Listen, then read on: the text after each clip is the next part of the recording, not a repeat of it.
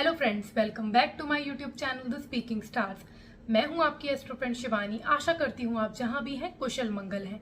इसी आशा के साथ आज का विषय जिस पे हम बात करने वाले हैं वो है Mars in the 7th house. इससे पहले मैंने 1 to 6 हाउसेज में मार्स का इफेक्ट बताया है। अगर आपने नहीं देखा है तो आप ऊपर दिए गए पेज पर देख सकते हैं। आज हम जानेंगे जब मार्स आपके 7th हाउस में होता है और उसके जो एस्पेक्ट्स होते हैं 4th, 7th एंड 8th, उसका असर आपके ऊपर कैसा पड़ता है। उससे पहले जल्दी से मेरे चैनल को सब्सक्राइब कर दीजिए। आप लाइक, शेयर और कमेंट भी कर सकते हैं। पर्सनली कुंडली रीड करवानी है तो दिए गए नंबर पर आप संपर्क कर सकते हैं। तो चलिए दोस्तों, शुरू करते हैं आज की वीडियो के साथ। मंगल जो कि प्लैनेट होता है आपकी स्ट्रेंथ का, क्योंकि मंगल आप जैसे जानते हैं एक यंग प्लैनेट है, एक यूथफुल प्लैनेट है। वो एक सोल्जर प्लैनेट, सोल्जर क्वालिटी उसकी बताता है। सन जो होता है वो किंग है और जो मार्स है वो सोल्जर है। तो जो किंग ऑर्डर करता है वही मार्स फॉलो करता है। सोल्जर क्वालिटी होने की वजह से इंसान के अंदर, जिसका मार्स अच्छा होता है, उसके अंदर वो एंथुसियाज्म होता है। विल पावर को भी डिनोट करता है। आपकी स्ट्रेंथ कितनी है, कितनी आपके पास एनर्जी है। कोई भी प्रॉब्लम आ जाए उस पर आप कैसे उसके साथ उसके अगेंस्ट लड़ना, उससे आगे बढ़ना, आपको मार्स की ऊर्जा बताती है। मार्स जिसका अच्छा होता है उसके पास वो स्ट्रेंथ होती है, चाहे वो फिजिकली हो चाहे वो मेंटली। अगर कोई प्रॉब्लम भी आ जाए तो आपको स्ट्रेस होगा भी, तो भी उसको ओवरकम करके आप प्रॉब्लम को पार कर जाएंगे। जो मार्स जो होता है वो आपके रियल एस्टेट को भी डिनोट करता है, प्रॉपर्टी, लैंड को डिनोट करता है, आपके ब्लड सर्कुलेशन को डिनोट करता है, आपके ब्रदर को भी डिनोट करता है। तो मार्स जो है वो आपको सबसे रिस्क टेकिंग एबिलिटी बताता है। आप जहाँ पे भी मार्स होता है उस हाउस से रिलेटेड चीज़ें, उस हाउस से रिलेटेड चीज़ों में एनर्जी इंसान डालता है और उससे रिलेटेड रिस्क लेता है। क्योंकि मार्स अगर किसी का बहुत अच्छा है तो इस इंसान के अंदर रिस्क लेने की जो कैपेबिलिटी होती है वो होती है। और वो ऐसा इंसान जो होता है जनरली प्रेफर करता है कि वो ऐसा कोई काम करे जहाँ पे रिस्क ज़्यादा हो।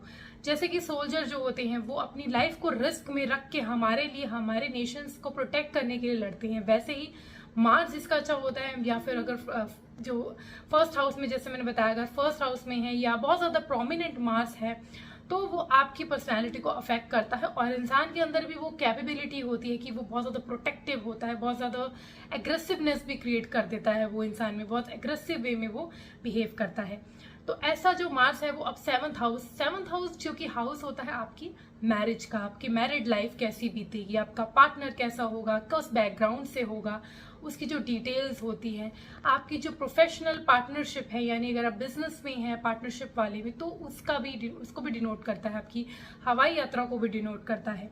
तो मार्स जब 7th हाउस में आता है तो सबसे पहले तो आप जो है वो वहाँ मंगलिक होते हैं। तो आपको जो अपनी जो मैरिड लाइफ है, मैरिज करने से पहले अपनी कुंडली ज़रूर मैच करवा लीजिए। क्योंकि अगर आप मंगलिक हैं और अगर आपका पार्टनर मंगलिक नहीं है तो आपकी थॉट प्रोसेस जो है वो डिफरेंट चल सकते हैं। क्योंकि एक लेवल पे थॉट होना बहुत इंपॉर्टेंट होता है मैरिज जैसी इंपॉर्टेंट चीज़ के लिए। क्योंकि मैरिज जो होती है आपकी लाइफ भर चलती है। तो अगर आप मंगलिक है, आपका पार्टनर नॉन मंगलिक है, तो फ्रिक्शंस क्रिएट होंगे, आपकी मेंटालिटी अलग होगी, उसकी अलग होगी, वो सोचेगा अलग, आप अलग, तो प्रॉब्लम्स क्रिएट होंगी। इससे बेटर होगा कि आप कुंडली मिला के ही अपने जो है वो आगे मूव फॉरवर्ड कीजिएगा।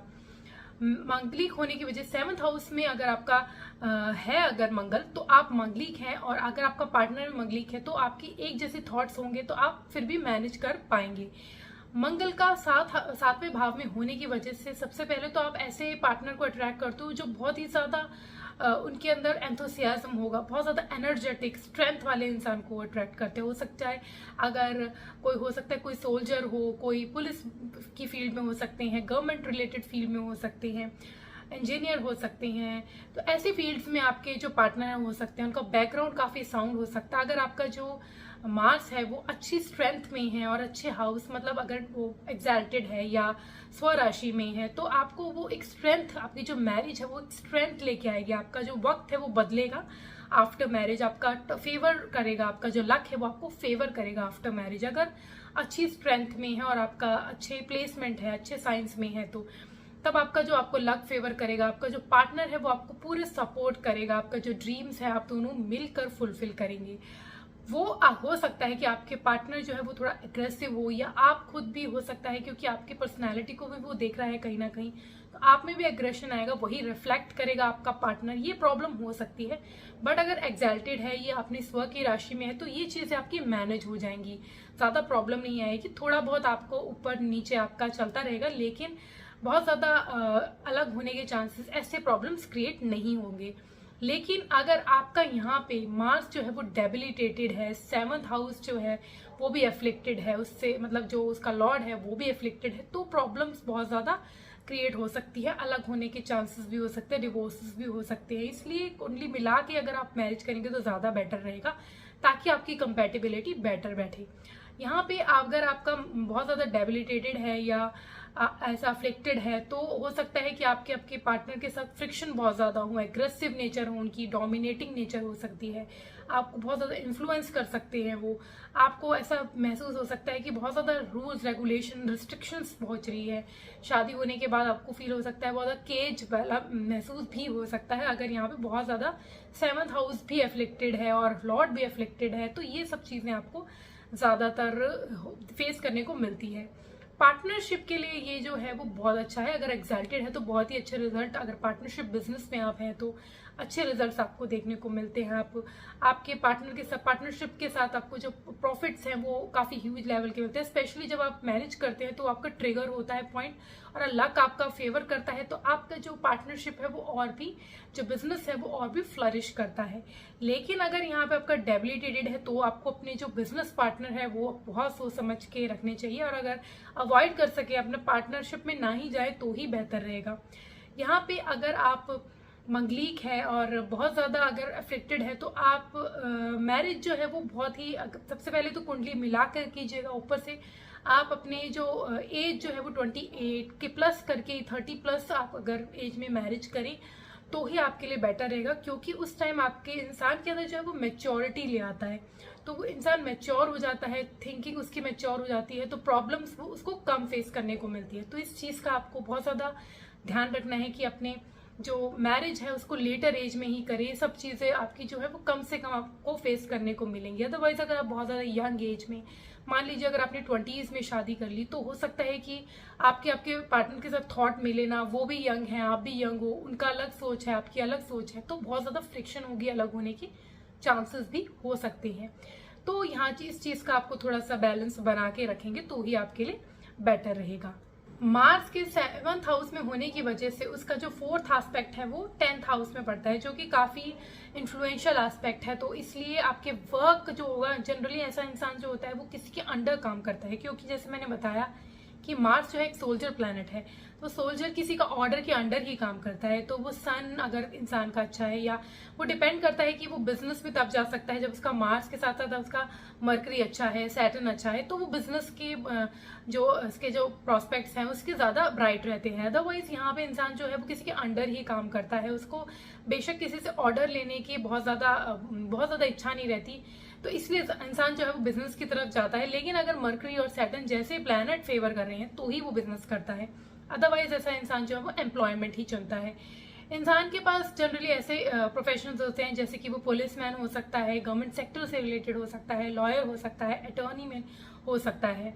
तो ऐसे जो लोग होते हैं, पॉलिटिशियंस भी बहुत अच्छे बनते हैं, क्योंकि इन लोगों की जो नेचर होती है वो नेगोशिएटर बहुत अच्छे होते हैं। तो मार्केटिंग वाली फील्ड में भी काफी अच्छे ये काम करते हैं, क्योंकि जहाँ नेगोशिएशन चाहिए होती है, क्योंकि बहुत अडैमेंट होते हैं अपनी चीज को लेके, जो इनको चाहिए they need whatever they want to do, उनकी जो इच्छा होती है वो चीज उनको चाहिए ही होती है और वो अचीव करके रहते हैं। तो ऐसे लोग जो होते हैं नेगोशिएटर बहुत अच्छे बनते हैं, क्योंकि मार्केटिंग स्किल्स जो इंसान के अंदर होती है उसमें नेगोशिएशन बहुत इंपॉर्टेंट रोल प्ले करता है। तो मार्केटिंग में, कम्युनिकेशन वाली फील्ड में भी ऐसे लोग बहुत अच्छे निकल के आते हैं। तो यहाँ पे इंसान जो होता है मार्केटिंग में जा सकता है, या सेल्स पर्सन बहुत अच्छा बन सकता है, सेल्स एग्जीक्यूटिव बन सकता है। जो हायर लेवल की जॉब्स होती हैं, गवर्नमेंट रिलेटेड होती हैं, वहाँ पे भी ये लोग जा सकते हैं, बट इनको अंडर अथॉरिटी ही मेजरली काम करते हैं।